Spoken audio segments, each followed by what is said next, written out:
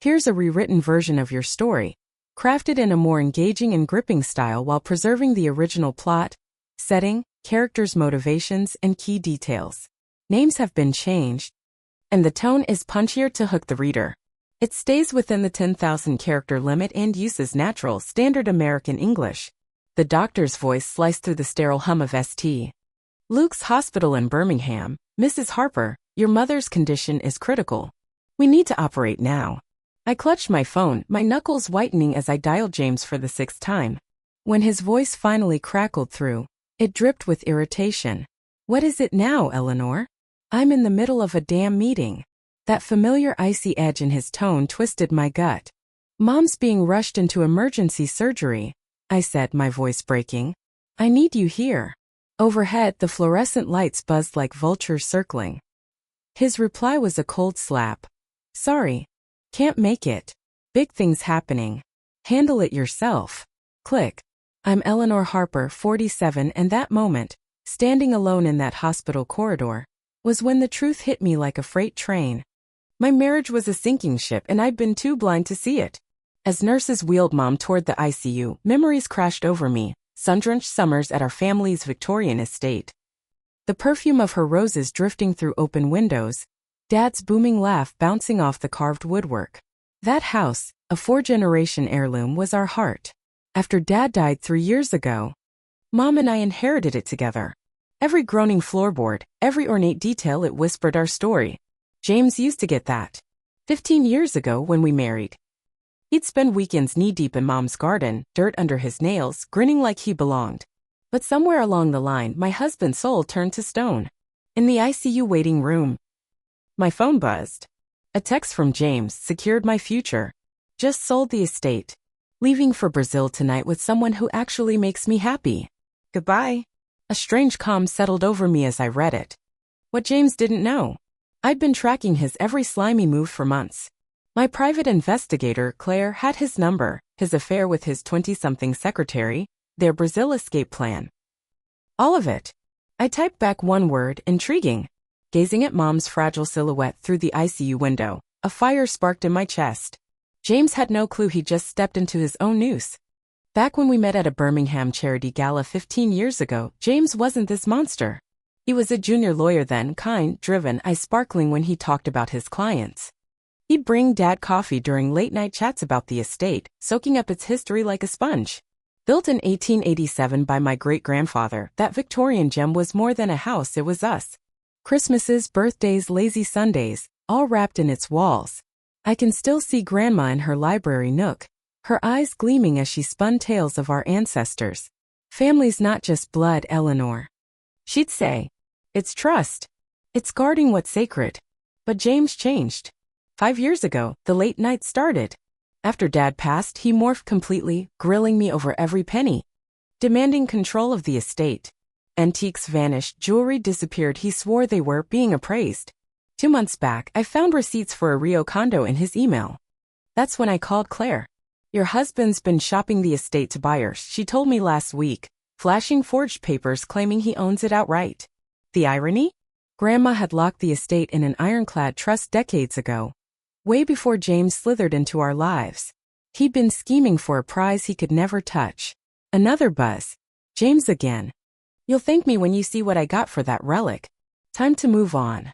I slipped the phone into my pocket, my fingers brushing Grandma's leather diary in my purse.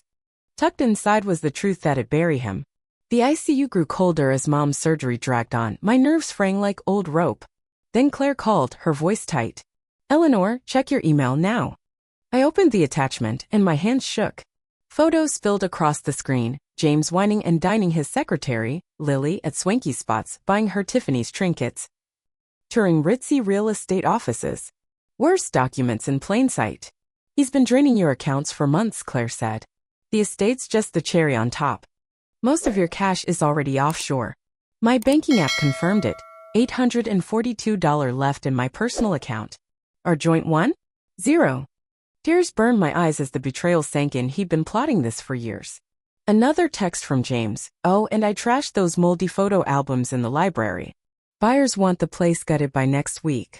Mom's albums are family's heartbeat. I felt sick. Estate security footage popped up on my phone.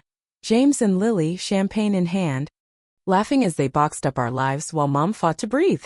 Eleanor, Claire cut in, he's got first-class tickets to Rio tonight. And he's been recording your hospital calls, making sure Mom was too weak to fight the sale. The doctor stepped in then. Mrs. Harper, your mom's stable. Surgery went well. But recovery's a long road. I gripped Grandma's diary, feeling the hidden papers inside James's reckoning. He thought he timed it all perfectly, but he was about to learn. The best revenge is letting a fool hang himself. Mr. Thompson, this is Eleanor Harper. I hear you're the buyer James lined up for our estate. My voice was steel, hiding the fury boiling beneath. Oh yes, Mrs. Harper, he chirped. Your husband said you'd call to wrap things up. $3.20 million's a steal for that beauty. You've sent the money? I asked, watching Mom's chest rise and fall. This morning. He was pushy. Said he's got a hot investment in Brazil. I smirked. Call your bank. Stop the transfer. James can't sell what's not his. It's in a trust. Any deal without my sign-off is fraud. Silence. Then a sharp gasp. Fraud? While Thompson stammered, James texted, drop the paperwork with the buyers. You're welcome for the sweet deal. Off to the airport with my real future. I turned to Thompson. Check your docs. James loves a good forgery. Claire slid into the room, handing me a folder, trust papers, bank records of his theft. Mrs. Harper, Thompson squeaked, these signatures, they're off. Call your lawyer, I said coolly. The FBI's already on it. Right then, Agent Lisa Carter called. We're at the airport. James just checked in with a woman, Lily, we assume. Perfect, I said, nodding to Claire as she fired up her laptop.